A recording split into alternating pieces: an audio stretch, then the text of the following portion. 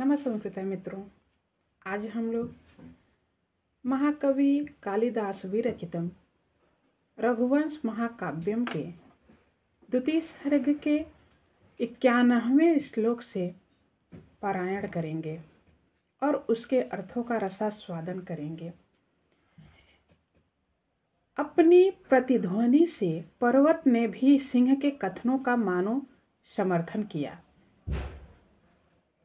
एतावदुक्ता विरते मृगेन्द्रे प्रतिस्वनेनास्य गुहागतेन शीलोच्चयोऽपि क्षितिपालमुच्चैः प्रीत्या तमेवार्थमभाषतेव।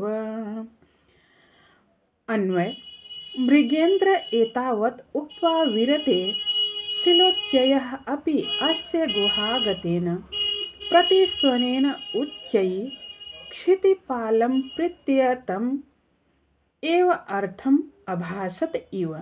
एतावान इतना उक्त्वा कह करके प्रतिस्वनेन गूंज से गुहागतेन गुफा में गए हुए शिलोच्चयः पर्वत क्षितिपाल राजा दिलीप उच्च जोर से प्रीत्या प्रेम से अर्थम प्रयोजनम अभाषत इव कहता हुआ मालूम पड़ता है। इस श्लोक में उत्प्रेक्षालंकार है। मृगेन्द्र मृगराजे एतावत् इयन्मात्रम् उक्त्वा कथयित्वा विरते निवृत्ते गुहागतेन कंदरोत्थितेन अस्य मृगेन्द्रस्य प्रतिस्वनेन प्रतिध्वनिना शिलोच्चयः पर्वत अपि पुनः प्रीत्या प्रेम्णा तमेवार्थं सिंहोक्तम् एव प्रयोजनं क्षितिपालं पृथ्वीपालनं राजानं दिलीपम् उच्चैर्वेगेन अभाषतेव उवाचेव वा अवदत एव। हिंदी अनुवाद: इतना कहकर सिंह चुप हो गया। उसके शब्दों की प्रतिध्वनि मानो गुफाओं में व्याप्त हो गई और ऐसा मालूम पड़ने लगा मानो पर्वत भी प्रेम पूर्वक राजा से वही बात जोर से कह रहा है। गाय के प्रति दया भाव प्रदर्शित करते हुए राजा सिंह से पुनः बोले, निशम्य देवानुचरस्य वाचं मनुष्य देवः पुनरप्युवाच धेन्वा तदध्यासितकातराक्ष्या निरीक्ष्यमाणः श्रुतराम दयालुः। अन्वय: देवानुचरस्य वाचं निशम्य ददध्यासितकातराक्ष्या धेन्वा निरीक्ष्यमाणः मनुष्यदेवः सुतरां दयालु सन पुनः अपि उवाच। शब्दार्थ: निशम्य सुनकर, देवानुचर से शिव जी के अनुचर, वाचम वाणी को, अध्यासित अध्यासन, कातर भय चकित, आख्या आँखें, निरीक्ष्यमाणः देखा जाता हुआ, सुतराम अत्यंत। इसमें परिकर अलंकार है।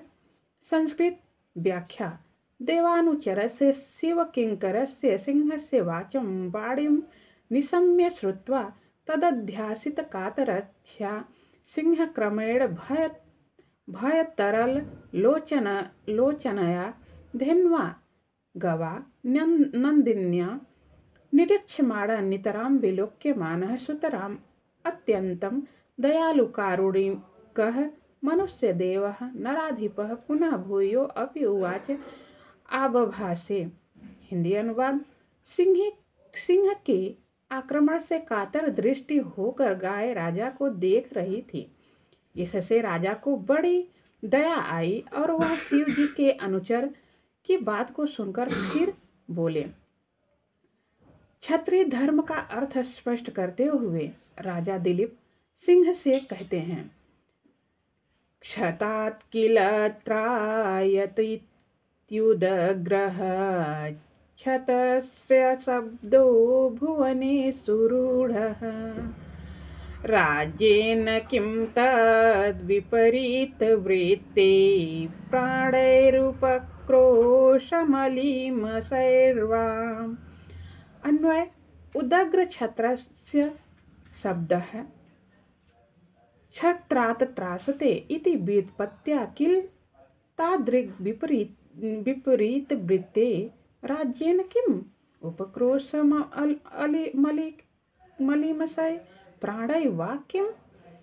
शब्दार्थ क्षतात् नाश से त्रायत रक्षा करता है इति हेतु उदग्र उन्नत छत्रस्य क्षत्रिय वर्ण का भुवनेषु संसार में रूढ़ प्रसिद्ध तद विपरीत वृत्ति जिस मनुष्य के कर्म उसके विपरीत हो उसके उपक्रोश निंदा मलीमसम मलिन। इस श्लोक में काव्यलिंग अलंकार है। आइए अब हम लोग संस्कृत व्याख्या देखते हैं। उदग्र, उदग्र मतलब उन्नत।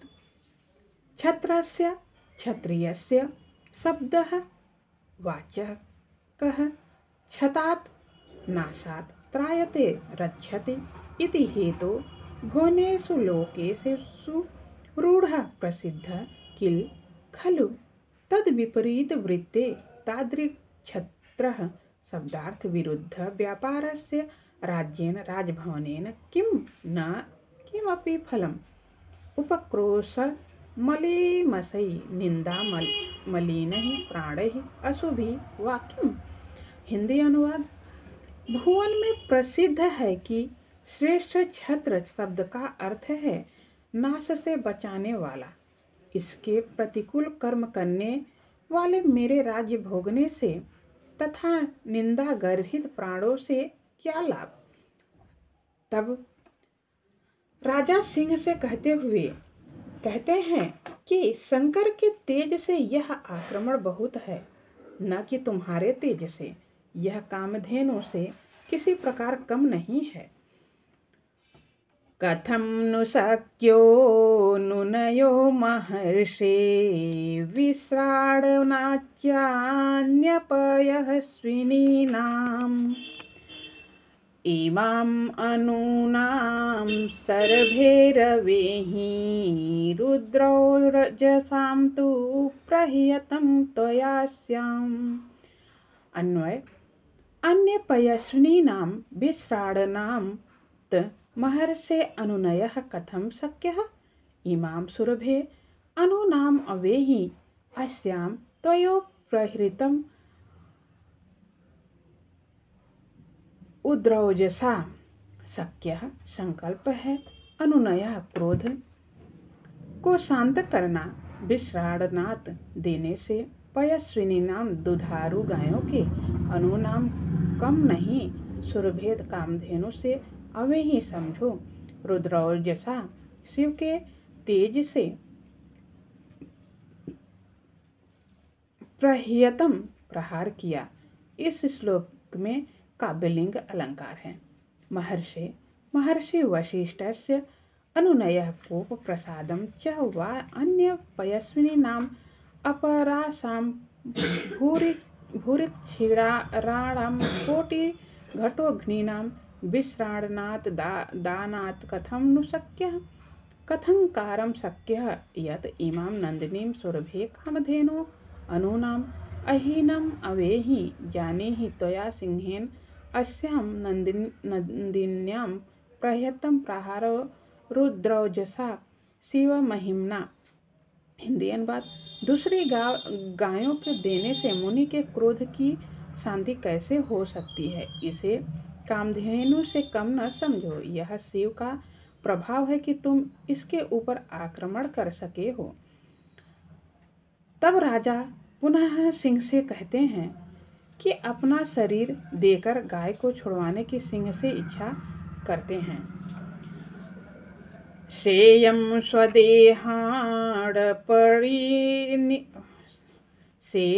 स्वदेहार्पणनिष्क्रमेण न्याय्यामयामोचयितुं भवतः न पारणा स्याद्विहता तवैवं भवेद् भवेद् लुप्तश्च मुने क्रियार्थः।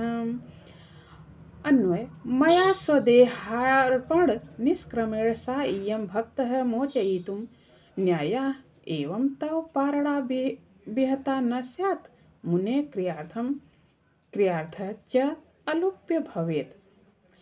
अर्पण दान निष्क्रमेण बदले से न्याय योग्य मोचयितुं मुक्त करना भवतः आपसे पारणा व्रतांत भोजन स्यात् होगा। विहता नष्ट अलुप्त नष्ट नहीं होगी। क्रियार्थ क्रिया रूपी प्रयोजन यज्ञ होमादि क्रिया के मुनि के प्रयोजन से। संस्कृत व्याख्या सायं कामधेनु सदृशी नंदिनी गौ स्वदेहार्पण निष्क्रमेण निज काय त्याग तुल्य मूल्य प्रदानेन भवतः त्वतः मोचयितुं त्याजयितुं न्याया योग्या एवं अनया तव भवतः पारणा व्रतांत भोजनं विहता नाच्छिता न स्यात् न हि भवेत्। किंच मुने ऋषि वसिष्ठस्य क्रियार्थश्च यज्ञादिरूपोऽर्थश्च अलुप्तः अनरुद्धः भवेत् संपद्येत। हिंदी अनुवाद इसलिए मुझे उचित है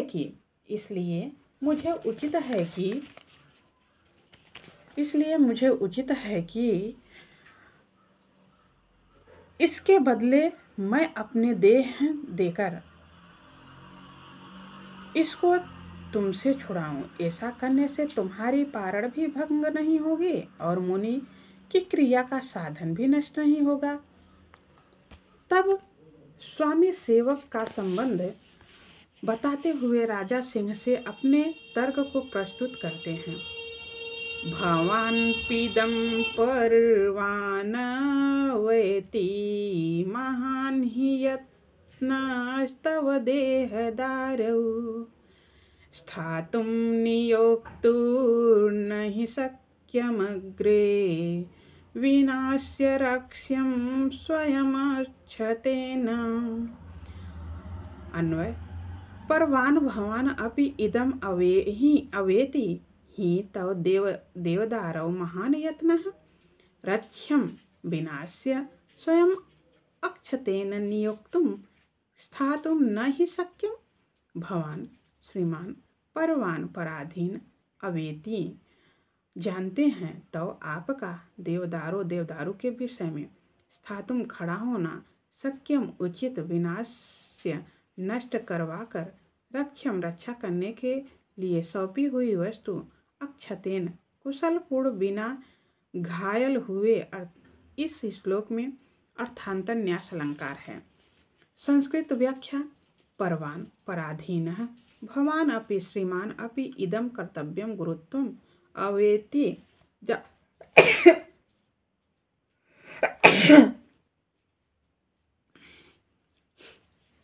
जानाति हि यतः तव भवतः देवदारु तरुक्षणे महान भूयान यत्नः परवेक्षण प्रयासो विभाव्यते रक्षणीयं विनाश्यं नाशयित्वा स्वयं आत्मना अक्षतेन अभ्रतेन कुशलेन वा नियोजकस्य स्वामिनः अग्रे पुरतः स्थातुं सन्निधातुं शक्यं साध्यं नहि नैव। अनुवाद पराधीन होते हुए आप भी यह जानते हैं क्योंकि आप इस देवदारू की बड़ी प्रयत्न से रक्षा करते हैं। रक्षा करने के योग्य वस्तु को नष्ट करके स्वयं बिना घायल हुए शरीर के मालिक के सामने नौकर नहीं ठहर सकता। तब राजा अपने शरीर के प्रति अनासक्त भाव को प्रकट करते हुए अपने यश की चिंता से सिंह को अवगत कराते हैं। किमप्यहिंसास्तव चेन्मतोऽहं यशः शरीरे भव मे दयालु एकांत विध्वंसि सुमद्विधानां पिण्डेष्वनास्था खलु भौतिकेषु। अन्वय किमपि अहं तव हिंसस्य अहिंसस्य मतः चेत् मे यशः शरीरं दयालु भव। मद्विधानो एकांत विध्वंसिषु भौतिकेषु पिंडेषु खलु अनास्था भवति। शब्दार्थ किमपि अथवा अहिंसस्य मारे जाने योग्य नहीं। मतः विचार एकांत विध्वंसिषुम अवश्य नष्ट होने वाले मद विधानम मुझ सदृश लोगों की पिंडेषु पिंड में अनास्था अनपेक्षा भौतिकेषु महाभूतों के बने हुए। इस श्लोक में अर्थांतर न्यास अलंकार है। संस्कृत व्याख्या किमपि अथवा अहम दिलीपः तव भवतः सिंहस्य अहिंसस्य अवध्य मतश्चेत् सम्मतो यदि तर्हि मे मम दिलीपस्य यशः शरीरे कीर्ति कलेवरे दयालु कृपालु मद्विधानां मादृशानाम् एकान्तः विध्वंसिषु अवश्य विनाशेषु भौतिकेषु पांचभौतिकेषु पिंडेषु अनास्था अनादरा खलु किल। हिंदी अनुवाद यदि आप किसी प्रकार से यह समझते हैं कि मैं मारे जाने योग्य नहीं हूँ तो मेरे यश रूपी शरीर पर दया कीजिए। हमारे समान लोगों का इस शरीर में कोई प्रेम नहीं है क्योंकि यह 5 तत्वों से निर्मित है और एक दिन अवश्य नष्ट हो जाएगा। इसके बाद आपसी संवाद संबंधों को तेज करता हुआ अतएव राजा ने सिंह से अपनी प्रार्थना को स्वीकार करने का पुनः अनुरोध करते हैं। संबंधमाभाषण पूर्वमाहु वृत्तः शनौ संगतयोर्वनान्ते तद्भूतनाथानुगनार्हसि त्वं संबंधिनो मे प्रणयं विहन्तुं। संबंधम आभाषणं पूर्वम आहु सत्वनान्ते संगतयो नौ वृन्तः तत् हे भूतनाथानुग त्वं संबंधिन नः मे प्रणयन विहन्तुं न अर्हसि। शब्दार्थ आभाषण पूर्वम आपस में बातचीत ही जिसका कारण है। आहु कहते हैं वृत्ता पैदा हो गया, नव हम दोनों की संगतयो मिले हुए, वनांते वन में, भूतनाथ शिव के अनुचर, नारहसी योग्य नहीं हो, प्रणयम प्रार्थना को, विहंतुम इनकार करने के लिए अथवा विफल करने के लिए। इस श्लोक में काव्यलिंग अलंकार है। संस्कृत व्याख्या संबंधम सख्यम आभाषण पूर्वम आलाप मात्र हेतुकम आहु वदन्ति सह संबंध बनान्ते कानन प्रान्ते इह वने संगतयो मिलितयो नौ आवयो वृत्तः संजात एव तत् तस्मात् कारणात् हे भूतनाथानुगत हे शिवानुचर त्वं भवान् संबंधिनः सख्यो मे मम प्रणये प्रार्थनां विहन्तुं विफलीकर्तुं नार्हसि न योग्योऽसि। हिंदी अनुवाद बातों ही से संबंध उत्पन्न होता है। हम दोनों के परस्पर वन में मिलने से संबंध स्थापित हो गया। अतः हे शिव के अनुचर, तुम मुझ संबंधी की प्रार्थना को अस्वीकार करने के योग्य नहीं हो।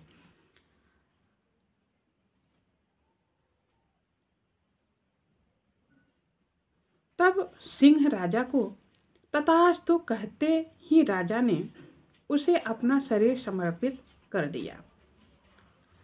आगे का श्लोक तथेति गामुक्तवते दिलीपः सद्यः प्रतिष्ठं तथेति गामुक्तवते दिलीपः सद्यः प्रतिष्ठं भविमुक्तबाहुः सन्यस्तशस्त्रो हरये स्वदेहम् उपानयत्पिण्डमिवामिषस्य।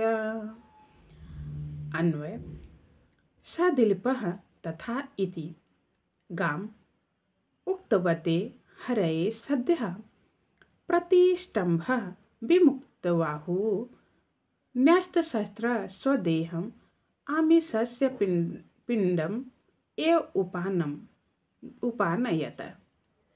शब्दार्थ तथे ही ऐसा ही हो गाम वाणी को उक्तवते कह चुके हुए सिंह के लिए सद्य तत्काल प्रतिष्ठम्भ प्रतिबंध विमुक्त त्यक्त न्यस्त शस्त्र त्याग दिया गया है शस्त्र जिसके द्वारा हरे सिंह को उपानयत समर्पण कर दी पिंडम कवलम आमिषस्य मांस का। संस्कृत व्याख्या तथा अस्तेवम इति इत्थम गाम वाचम उक्तवते कथिवते हरये सिंहस्य सद्य प्रतिष्ठम्भ विमुक्त बाहु तत्क्षण विगत हस्तावरोध स राजा दिलीपः न्यस्त शस्त्र त्यक्तायुध स्वदेहं निज शरीरम आमीषस्य मांसस्य पिंडम यु कवलम यु उपानयत उपाहरत। हिंदी अनुवाद जैसे ही सिंह ने कहा ऐसा ही हो। तत्क्षण दिलीप की भुजा बंधन से मुक्त हो गई। उन्होंने अपना शस्त्र छोड़कर मांस के पिंड के समान अपने शरीर को सिंह को समर्पित कर दिया। तब राजा दिलीप के असाधारण त्याग को देखकर देवताओं ने उनके ऊपर फूल बरसाने लगे। तस्मिन् क्षणे पालयितुः प्रजानाम् उत्पश्यतः सिंहनिपातमुग्रम्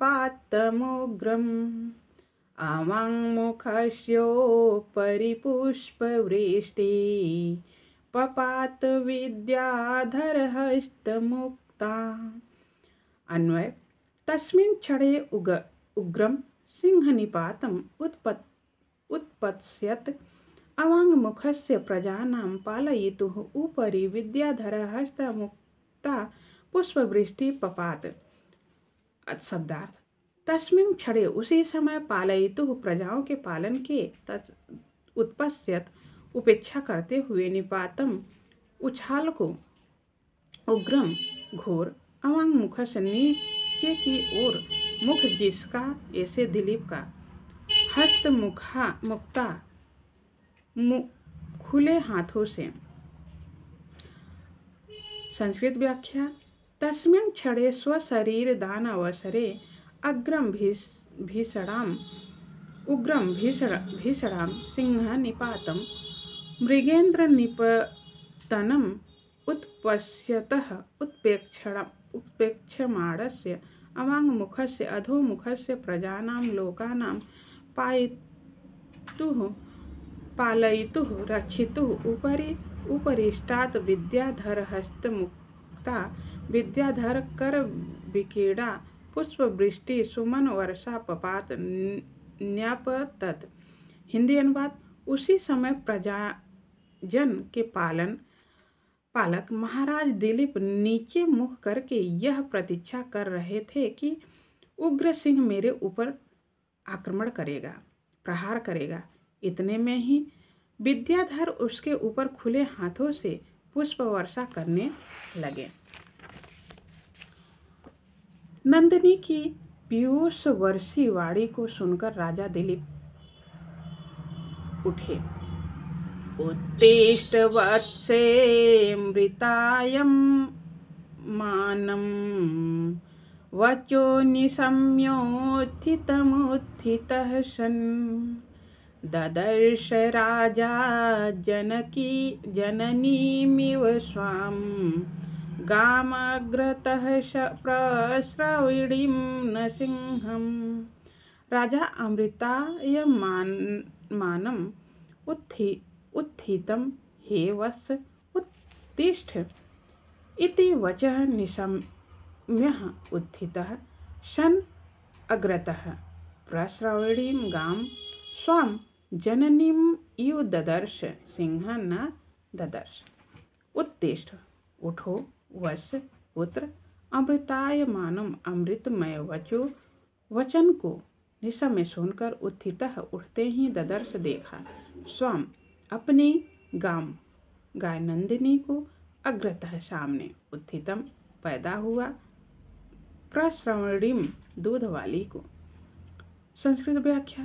राजा दिलीपः अमृतायमानम सुधा मधुरम उत्थितम उद्भूतम वत्स हे पुत्र उत्तिष्ठ उत्थितो भव इति ईदृशं वचः वाक्यं निशम्य श्रुत्वा उत्थितः भूमेरुत्थितः सन् भवन् अग्रतः पुरतः प्रस्रवणीं पयः श्रवणन्तीं गो नंदिनीं धेनुं स्यो निजां जननीं मातरम् इव यथा ददर्श अपश्यत सिंह मृगेन्द्रम नैव ददर्श। हिंदी अनुवाद। हे पुत्र उठो, ऐसा नंदिनी के मुख से निकलते हुए अमृतमय वचों को सुनकर उठते ही राजा ने सामने स्नेह से टपकते हुए दूध वाली अपनी माता के समान नंदिनी गाय को देखा, किंतु शेर को नहीं देखा। इसके बाद राजा विस्मित रह जाते हैं और नंदिनी ने राजा को अपने अतुलित पराक्रम के रहस्य को बताया। अर्थात राजा के अतुलित पराक्रम को नंदिनी ने प्रशंसा की। तम विस्मितं धेनुरुवाच साधु मायामयोद्भाव्य परीक्षितोऽसि ऋषि प्रभावान् मयि नान्तकोऽपि प्रभुः प्रहर्तुं किमुतान्यहिंस्रा। अन्वय। विस्मितं तं धेनु उवाच, हे साधो मया मायाम् उद्भाव्यं परीक्षितः असि ऋषि प्रभावात् मयि अन्तकः अपि प्रहर्तुं मना प्रभु किमुत अन्यहिंसा। शब्दार्थ। विस्मितम आश्चर्य से युक्त, उद्भाव्यम रचकर, परीक्षितः असि परीक्षा कर ली है, ऋषि प्रभावात मुनि वशिष्ठ के प्रभाव से, अंतकः यमराज मई मेरे ऊपर प्रहर्तुम प्रहार करने के लिए, किम उत क्या बात, अन्य हिंसा अन्य हिंसकों की। संस्कृत व्याख्या। विस्मान्वितं तं राजानं दिलीपं धेनु नंदिनी उवाच अवदत्, साधु हे सज्जन शिरोमणे मया नंदिन्या मायां सांबरीम् उद्भाव्यं कल्पयित्वा परीक्षितो असि सम्यक् परीक्षितो असि ऋषि प्रभावात् वसिष्ठतयो अनुभावात्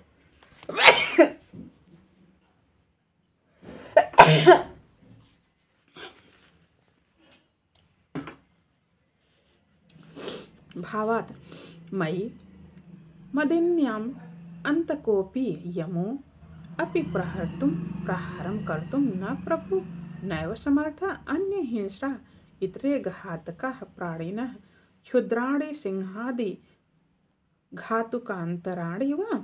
हिंदी अनुवाद। आश्चर्य चकित उस राजा से गाय बोली, हे राजन, मैंने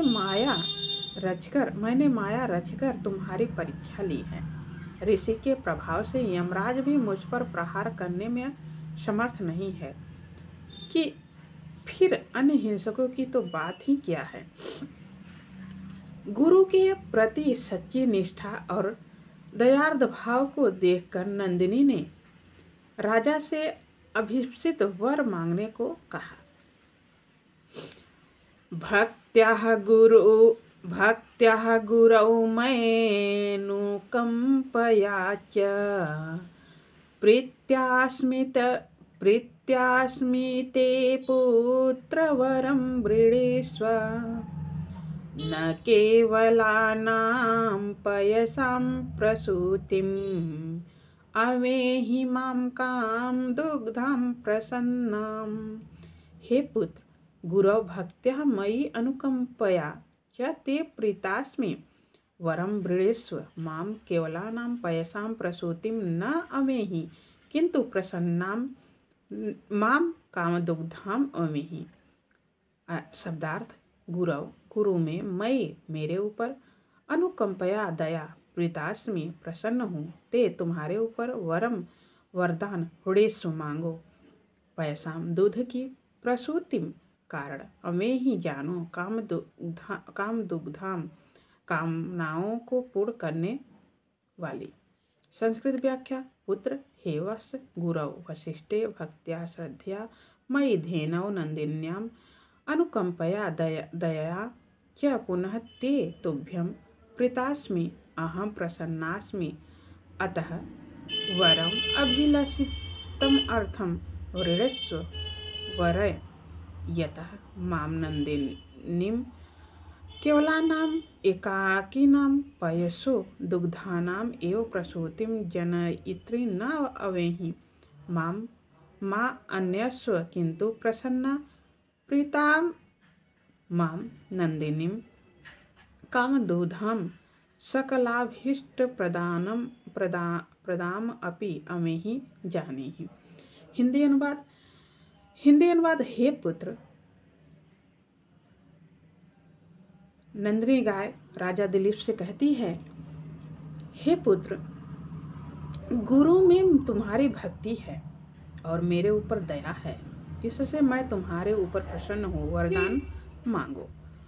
मुझे केवल दूध देने वाली गाय मत समझो, किंतु प्रसन्न होने पर मनोरथों को भी पूर्ण करने वाली जानो। तब महाराज दिलीप ने नंदिनी से अत्यंत कीर्तिमान वंश वृद्धि करने वाले पुत्र की प्रार्थना की। ततः शमानीय समानितार्थी हस्तौ स्वहस्तार्जित वीर शब्दः वंशस्य कर्तारमनंत कीर्तिं सुदक्षिणायां तनयं ययाचे। अन्वय: ततः मानितार्थी स्वहस्तार्जित वीर शब्दः सह तौ समानीय वंशस्य कर्तारम् अनंत कीर्तिम तनयम सुदक्षिणायाम याचे। शब्दार्थ: ततः तब, समानीय जोड़कर, बाधकर, मानितार्थी संतुष्ट कर दिए जाते हैं याचक लोग, जिसके ऐसे राजा स्वहस्तार्जित अपने हाथों से प्राप्त की है, कर्तारम चलाने वाले, तनयम पुत्र को, याचे याचना की। संस्कृत व्याख्या। ततः नंदिनी वचन श्रवणांतरम मानितार्थी पूजित याचक वर्ग स्वहस्तार्जित वीर शब्द स्वभुज बल लब्ध वीर शब्द स राजा दिलीप हस्तौ करौ समानीय संगतौ कृत्वा वंशस्य स्वकुलस्य कर्तारं प्रवर्तयितारम् अनंत कीर्तिं प्रचुर यशसं तनयं पुत्रं सुदक्षिणायां स्वभार्यायां यायाचे प्रार्थितवान्। हिंदी अनुवाद। तब अतिथियों को सम्मानित करने वाले, अपने बाहुबल से अर्जित वीर शब्द वाले राजा दिलीप ने सुदक्षिणा में वंश को चलाने वाले स्थिर यशस्वी पुत्र होने की याचना की। तब नंदिनी राजा को तथास्तु कहकर उन्हें अपने दूध को पीने की आज्ञा दी। संतान कामाय तथेहि कामम् राज्ञे प्रतिश्रुत्य पयस्विनी सा दुग्धा पयः पत्रपुटे मदीयं पुत्रोपभुङ्क्ष्वेति तमादिदेश। अन्वय, सा पयस्विनी संतान कामयाय राज्ञे तथा इति कामं प्रतिश्रुत्य हे पुत्र मदीयं पयः पटपुटे दुग्ध्वा उपभुक्ष्व इति तम आदिदेश। शब्दार्थ, संतान कामाय संतान की इच्छा करने वाले को तथा इति एवं अस्तु कामम वरदान प्रतिश्रुत्य प्रतिज्ञा करके पयस्विनी दुग्धवती गाय दुग्धा दुहकर पयः दूध पत्रपुटे पलाश के दोने में मदीयम मेरे उपभुक्ष पियो आदिदेश आज्ञा दी। संस्कृत व्याख्या। सा सकल कामदुधा पयस्विनी दुग्धदात्री नंदिनी गौ संतान कामाय पुत्रार्थिनम राज्ञे दिलीपाय तथा अस्ति एवं इति इत्थम कामम वरम प्रतिश्रुत्य प्रतिज्ञाय पुत्र हे वस्य मदीयम मामकीनं पयः दुग्धम पत्रपुटे पलाशपुटके दुग्ध्वा प्रस्राव्य उपभुक्ष्य पिब इति इत्थम तम राजानं दिलीपम आदिदेश आज्ञापयामास। हिंदी अनुवाद।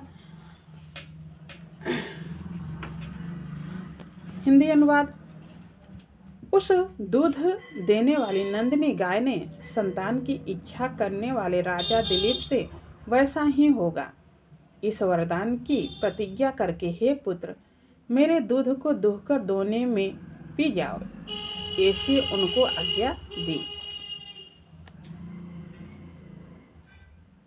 तब राजा दिलीप ने गुरु वशिष्ठ की आज्ञा को शिरोधार करते हुए नंदिनी से दूध पीने की इच्छा व्यक्त की।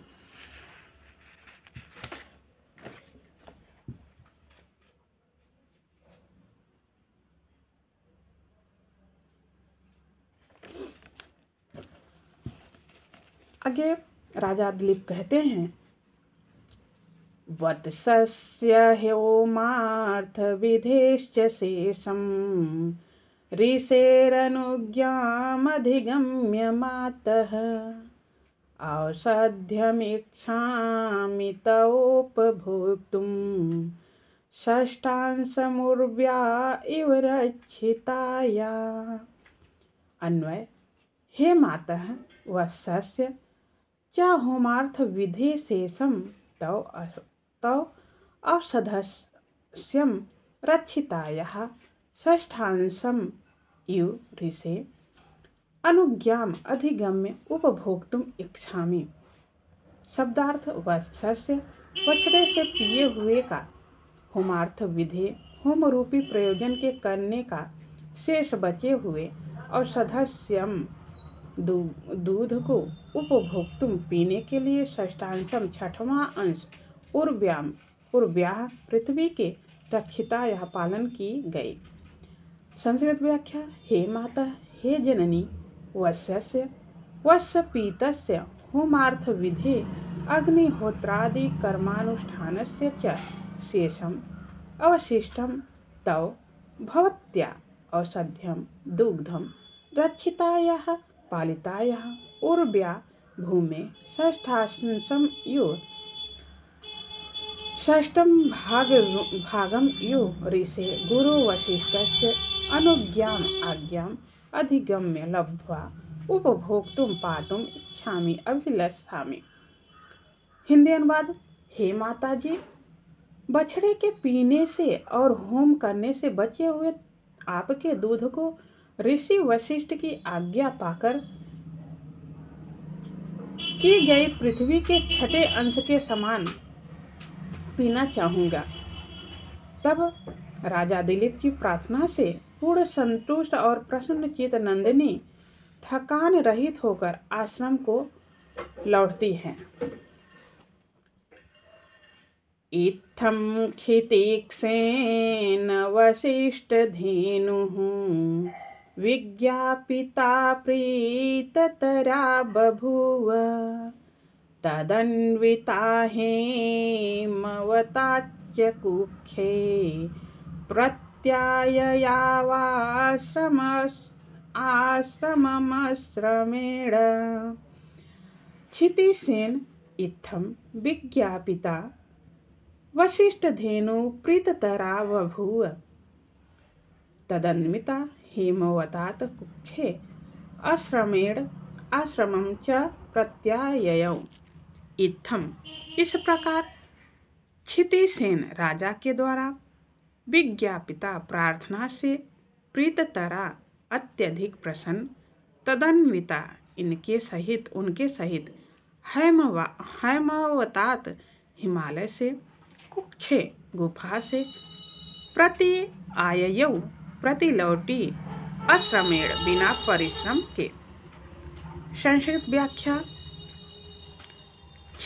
क्षितिसेन भूपतिना दिलीपेन इत्थम अमुना प्रकारेण विज्ञापिता प्रार्थिता वसिष्ठधेनु वसिष्ठर्षि गहो प्रीततरा अत्यधिक प्रसन्ना अभूत किंच तदन्विता दिलीपानुयाता हैमवतात हिमालय संबंधिनः कुक्षे गुफाया सकाशात् पार्श्वतः आश्रमेण अनायासेन आश्रमं वसिष्ठाश्रमं प्रति आययौ प्रत्याजगाम च। हिंदी अनुवाद। इस प्रकार महाराजा दिलीप की प्रार्थना से महर्षि वशिष्ठ की गाय नंदिनी बहुत प्रसन्न हुई और राजा के पास जाकर हिमालय की गुफा से बिना परिश्रम के आश्रम से के प्रति लौटी। तब हर्षित राजा ने नंदिनी की कृपा को गुरु वशिष्ठ तथा रानी सुदक्षिणा से बताया। तस्याः प्रसन्नेन्दुमुखः प्रसादं गुरुर्नृपाणां गुरुवे निवेद्य प्रहर्षचिह्नानुमितं प्रियायै सशंसः वाचा पुनरुक्त एव। अन्वय। प्रसन्नेन्दुमुखः नृपाणां गुरु प्रहर्षः चिह्नानुमितं तस्या प्रसादः पुनरुक्तया इव वाचा गुरुवे निवेद्य प्रियायै सशंसः। शब्दार्थ। प्रसन्नेन दुमुख निर्मल चंद्रमा के समान मुख वाले, प्रसादम प्रसन्नता को, निवेद्य निवेदन कर, प्रहर्ष चिन्हानुमितम प्रसन्नता के लक्षणों से जान लिया गया हुआ, प्रियायै सुदक्षिणा से सशंसः कहा, वाचा वाणी पुनरुक्ति एवं दोबारा कही हुई। इस श्लोक में उत्प्रेक्षालंकार है। संस्कृत व्याख्या। प्रसन्नेन दुमुख प्रसन्न मुख चंद्रः नृपाणां राज्ञां गुरुः श्रेष्ठः अधिपः राजा दिलीपः प्रहर्ष चिह्नानुमितम् अधिकानंद मुखम विकासादितं तस्या नंदिन्या प्रसादं प्रसन्नतां पुनरुक्तया द्विरुक्तया इव यथा वाचा वाण्या गुरुवे वसिष्ठाय निवेद्य सविनयं विज्ञाप्य प्रियायै सुदक्षिणायै सशंसं सविस्तरम अभिदधे। हिंदी अनुवाद। निर्मल चंद्रमा के समान मुख वाले राजाओं में श्रेष्ठ दिलीप ने हर्ष के चिन्हों से अनुमित होने वाली नंदिनी के वरदान रूपी अनुग्रह की दोबारा कही हुई के समान वाणी द्वारा गुरु के से निवेदन कर रानी से सविस्तार कहा। तब राजा ने गुरु वशिष्ठ की आज्ञा पाकर नंदिनी का दूध पिया। सनन्दिनीस्तन्यमन्दितात्मा सद्वत्सलो वत्सलहुतावशेषं पपौ वसिष्ठेन कृताभ्यनुज्ञः शुभ्रं यशो मूर्तमिवातितिस्रः। अन्वय: अनिंदितात्मा सद्वत्सलः स वसिष्ठेन कृताभ्यनुज्ञः अतितिस्रः वत्सहुतावशेषं नंदिनीस्तन्यं मूर्तं शुभ्रं यशो इव पपौ। शब्दार्थ: अनिंदितात्मा अनिंदित आत्मा वाले, सद्वत्सलो सज्जनों के ऊपर दया करने वाले, वत्स हुतावशेषम बछड़े के पीने से और होम करने से बचा हुआ पपौ पिया, कृताभ्यनुज्ञः आज्ञा का पालन करके, अतितृष्ण उत्कंठित। इस श्लोक में उत्प्रेक्षा अलंकार है। संस्कृत व्याख्या: अनिंदितात्मा अगर्हित स्वभावः सद्वत्सलः सज्जनानुरागवान् वसिष्ठेन गुरुणा कृताभ्यनुज्ञः दत्तानुमितः सह राजा दिलीपः वत्सहुतावशेषं वत्सपान यज्ञाहुत्यवशिष्ठं नंदिनीस्तन्यं नंदिनीपयः मूर्तं मूर्तिमत शुभ्रे शुक्लं यश इव कीर्तिम इव अतितृष्णः उत्कंठितः पपौ पीतवान। हिंदी अनुवाद: प्रशंसनीय स्वभाव वाले, सज्जनों पर दयालु महर्षि वशिष्ठ की आज्ञा का पालन कर राजा दिलीप ने अति तृषित होकर बछड़े के पीने और हवन से बचे हुए नंदिनी के दूध को उज्ज्वल मूर्तिमान यश के समान पी लिया। तब वशिष्ठ ने गो सेवा व्रत पूर्ण हो जाने के बाद राजा और रानी सुदक्षिणा को अपने राज्य में लौटने को कहा। प्रातर्यथोक्त व्रत पारणान्ते प्रास्थानिकं स्वस्त्यनयं प्रयुज्य तौ दंपती स्वां प्रति राजधानीं प्रस्थापयामास वसिष्ठः। अन्वय: वसिष्ठ प्रातः यथोक्त व्रत पारणान्ते प्रास्थानिकं स्वस्थ्यनयनं प्रयुज्य तौ दंपती स्वां राजधानीं प्रति प्रस्थापयामास। शब्दार्थ: यथोक्त पूर्वोक्त, प्रास्थानिकम यात्रा कालोचित,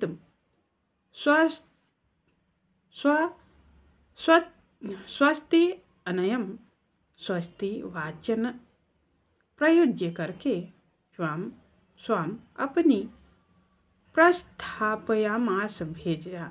वसी जितेंद्रिय। संस्कृत व्याख्या: वसी जितेंद्रिय वसिष्ठ महर्षि वसिष्ठ प्रातः प्रभाते यथोक्त व्रत पारणान्ते गोसेवा व्रत समाप्ति पारणान्तरं प्रस्थानिकं यात्रा कालोचितं स्वस्त्ययनं स्वस्तिवाचनं प्रयुज्य कृत्वा तौ पूर्वोक्तौ दंपती जायापति सुदक्षिणा दिलीपौ स्वकीयां राजधानीं प्रति प्रधान नगरीं अयोध्यां प्रति प्रस्थापयामास प्राहितोत। हिंदी अनुवाद: प्रातः काल जितेंद्रिय महर्षि वशिष्ठ ने विधि पूर्वक गो सेवा रूपी व्रत का पारण करने के बाद यात्रा के समुचित स्वस्तिवाचक कर उन दोनों को उनकी राजधानी की ओर जाने को आदेश दे दिया। तब कल्याण संपन्न राजा ने आश्रम में सभी की परिक्रमा करके अपनी राजधानी को प्रस्थान किया। प्रदक्षिणीकृत्य हुतं हुताशम् अनन्तरं भर्तुरुरुन्धतीं च धेनुं सवस्सां च नृपः प्रतस्थे समङ्गलोदग्रतरप्रभावः। अन्वय नृपः हुतं हुताशं च भर्तुः अनन्तरम् अरुन्धतीं च सवस्सां धेनुं च प्रदक्षिणीकृत्य समङ्गलोदग्रतरप्रभाव प्रतस्थे।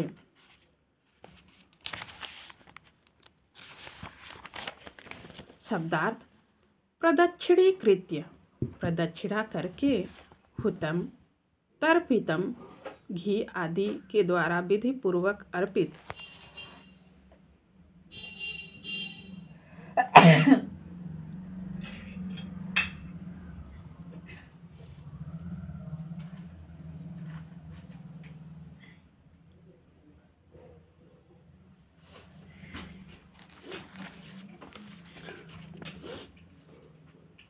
घी आदि के द्वारा विधि पूर्वक अर्पित हुताशनः अग्नि, अनंतरम इसके बाद भर्तुः पति ही वशिष्ठ की सवस्साम बछड़े सहित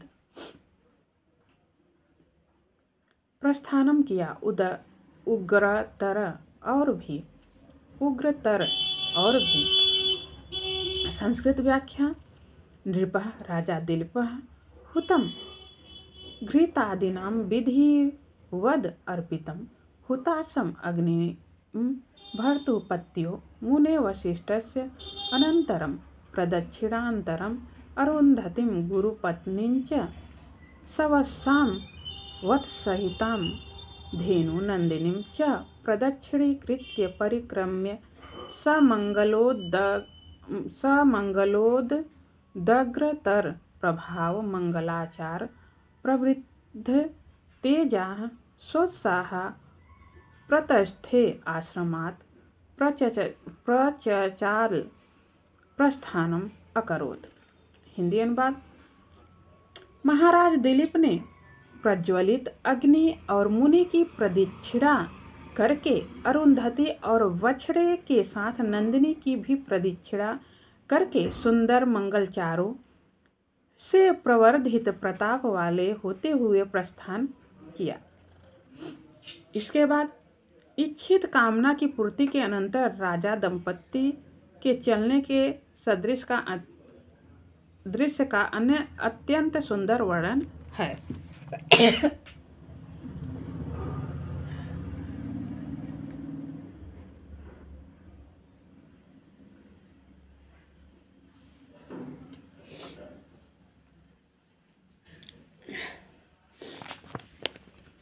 अत्यंत सुंदर वर्णन है। श्रोत्राभिरामध्वनिना रथेन सधर्मपत्नी सहित सहिष्णुः ययावनुद्घातं सुखेन मार्गं स्वेनेव पूर्णेन मनोरथेन। अन्वय धर्मपत्नी सहित सहिष्णु श्रोत्राभिरामध्वनिना अनुद्घात सुखेन रथेन स्वेन पूर्णेन मनोरथेन इव मार्गम अयौ। शब्दार्थ श्रोत्र कर्ण, अभिराम मनोहर, ध्वनिना ध्वनि से, सहिष्णु सहनशील, ययौ गए, अनुद्घात सुखेन पत्थर आदि की ठोकर से रहित होने के कारण सुखदायक मालूम होने वाला, स्वेन अपने से, पूर्णेन मनोरथेन सकल कामना से पूर्ण। इस श्लोक में उत्प्रेक्षालंकार है। संस्कृत व्याख्या धर्म पत्नी सहित सुदक्षिणा संयुक्त सहिष्णु मार्गादि कष्ट सहनशील स राजा दिलीप श्रोत्राभिरामध्वनिना कर्ण सुखकर ध्वनिना अनुद्घात सुखेन अस्खलित गति सुखदेन रथेन स्यन्दनेन स्वेन आत्मीयेन पूर्णेन सफलेन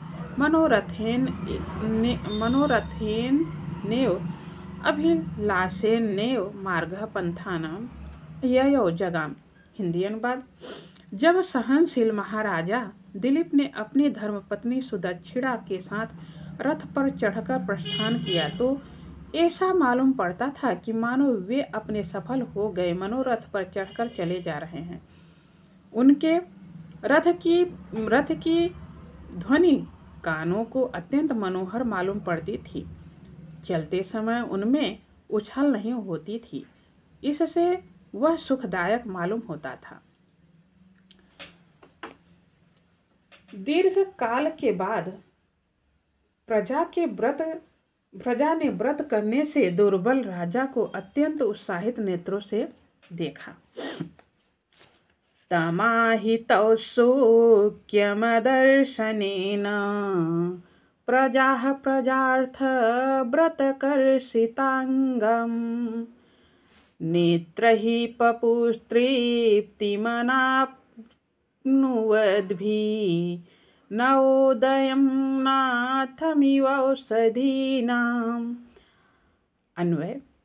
अदर्शनेन अहितौत्सुक्यं प्रजार्थ व्रत कर्षितांगम प्रजा तृप्तिम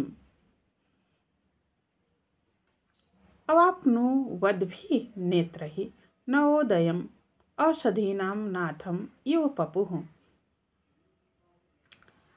तम राजा को अहित निहित औत्सुक्यम उत्कंठा अदर्शनेन दर्शन के अभाव से प्रजार्थम संतति के लिए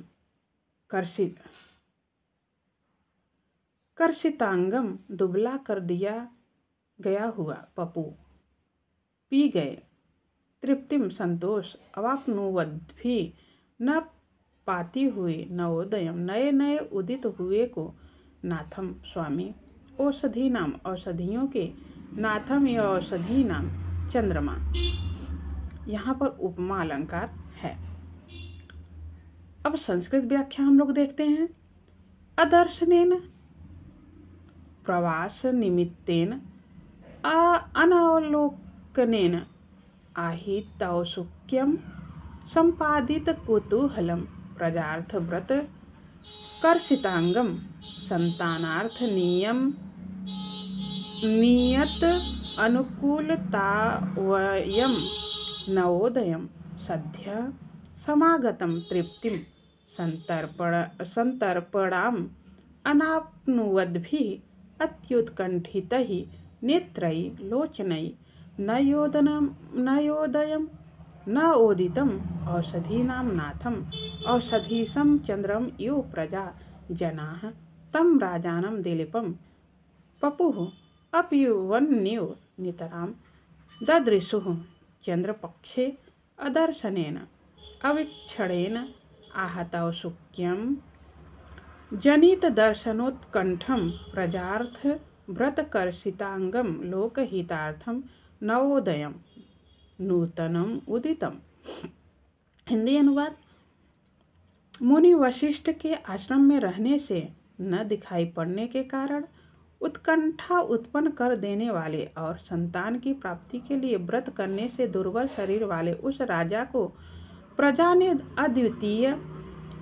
द्वितीया के चंद्रमा की तरह अतृप्त नेत्रों से देखा। महाराज दिलीप नागरिक अभिनंदन के बाद पुनः पूर्ववत राज्य करने लगे। पुरंदर श्री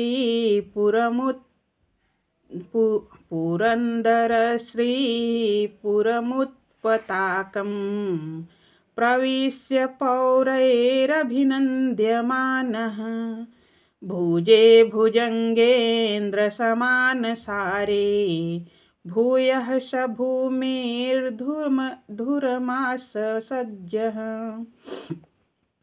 अन्वय। पुरंदरः श्री स पौरे अभिनन्द्यमानः उत्पताकं पुरं प्रविश्य भुजंगेन्द्र समान सारे भुजे भूयः भूमे धूरम आससज्य। शब्दार्थ पुरंदर श्री इंद्र की कांति के समान पुरह नगर उत्पताकम, जिसमें पताके ऊपर उठा दिए गए थे, अर्थात जहाँ पर घरों के ऊपर पताके फहरा रहे थे। पौरे नगर वासियों से अभिनंद्यमाना स्वागत किए गए। भुजंगेंद्र सर्पों के राजा भूयः पुनः धूरम धारा को आससज्य रखा। यहाँ पर वृत्त्यानुप्रास एवं उपमालंकार दोनों का मिश्रण है।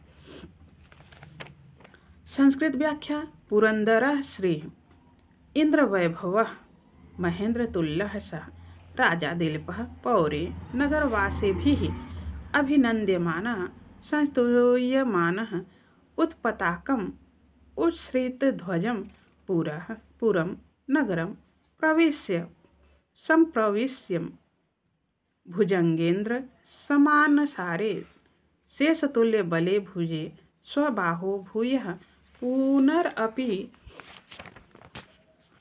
भूमि पृथिव्याः धूरं भारम् आससज्य समादधे स्थापितवानुवाद।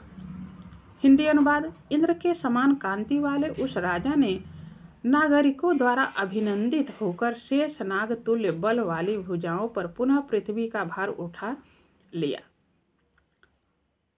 तब रानी सुदक्षिणा के गर्भधारण का ओजस्वी वर्णन है। अथ नयन समुत्थम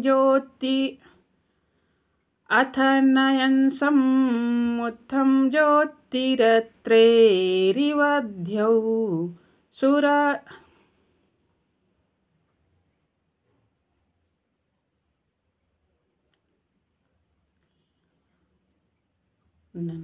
ननमययुतेयं मालिनी भोगिलोकै ननमययुतेयं मालिनी भोगिलोकै। बच्चों, यहाँ पर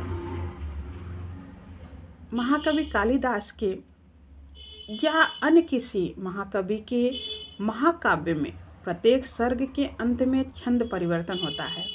तो यहाँ पर छंद का परिवर्तन हुआ है। 1 से लेकर 74 तक के श्लोक में वंशस्थ छंद था और इस 75वें श्लोक में मालिनी छंद है। तो मालिनी का लक्षण है ननमययुतेयं मालिनी भोगिलोकै ननमययुतेयं मालिनी भोगिलोकै। अथ नयन समुत्थम ज्योतिरत्रेरिवधौ सुरसरिदिव तेजो वह्निनिष्ठ्युत्तमयसं नरपतिकुलभूत्यै गर्भमाधत्त राज्ञी गुरुभिरभिनिविष्टं लोकपालानुभावै। अन्वय अथ धौ अत्रे नयन समुत्थम ज्योतिरिव सुरसरित वह्नि निश्युतम एषं तेज इव राज्ञी नरपति कुलभूत्यै गुरुभिः लोकपालानुभावै अभिनिविष्ट गर्भधार आधत्त। शब्दार्थ नयन समुत्थम नेत्र से पैदा हुई, ज्योति प्रकाश, अत्रेरिव अनसुईया के पति अत्रि मुनि के समान, धौ आकाश, सुरसरित गंगा, वह्नि निश्युतम फेंकी गई हुई आग, एसम शिव का, नरपति कुलभूत्यै दिलीप के वंश के कल्याण के लिए गर्भम भ्रूण आधत्त धारण किया, राज्ञी राजमहिषी सुदक्षिणा अभिनिविष्टम परिपूर्ण लोकपालानुभावै लोकपालों के तेजों से। यहाँ मालिनी छंद है और उपमा अलंकार है, मालोपमा अलंकार है। संस्कृत व्याख्या अथ किंचित कालांतरम धौ गगनम अत्रे अनसूयापतेः अत्रिमुनौ नयन समुत्थम लोचनोद्भूतं ज्योतिरिव तेज इव सुरसरित गंगा वह्नि निष्ठ्योतम अग्नि प्रक्षिप्तम एषम सैवं तेज इव वीर्यम इव राज्ञी राजमहिषी सुदक्षिणा नरपति कुलभूत्यै दिलीप कुल कल्याणाय गुरु महेद भी लोकपालानुभावै दिक्पाल तेजो भी अभिनिविष्टम अनुप्रविष्टम गर्भम भ्रूणम आधत धारितवती। हिंदी अनुवाद। अनुसुईया, माता अनुसुईया के पति जो अत्रि थे, उन्होंने अपने नेत्रों से अग्नि को उत्पन्न किया था, उसी का यहाँ पे तुलना किया गया है। अत्रि मुनि के नेत्रों से उत्पन्न ज्योति चंद्रमा को जिस प्रकार आकाश ने धारण किया था और अग्नि से फेंके हुए शिव के तेज को जिस प्रकार गंगा जी ने धारण किया था, उसी प्रकार महारानी सुदक्षिणा ने महाराज दिलीप की वंश वृद्धि के लिए लोकपालों के अंशों से संयुक्त गर्भ को धारण किया। सुधीजन, यह महाकवि कालिदास द्वारा विरचित रघुवंश महाकाव्य के द्वितीय सर्ग के 51 से 75 तक के श्लोक को हम लोगों ने पढ़ा, जिसका नाम है नंदिनी वरदान। मैंने इसका आधे से ज़्यादा भाग पहले पढ़ चुकी थी मैं, आज मैंने इसका वीडियो बनाया। ऐसे ही अध्ययन करने के लिए आप लोग कमेंट में ज़रूर लिखिएगा। आज के लिए बस इतना ही। नमस्कार।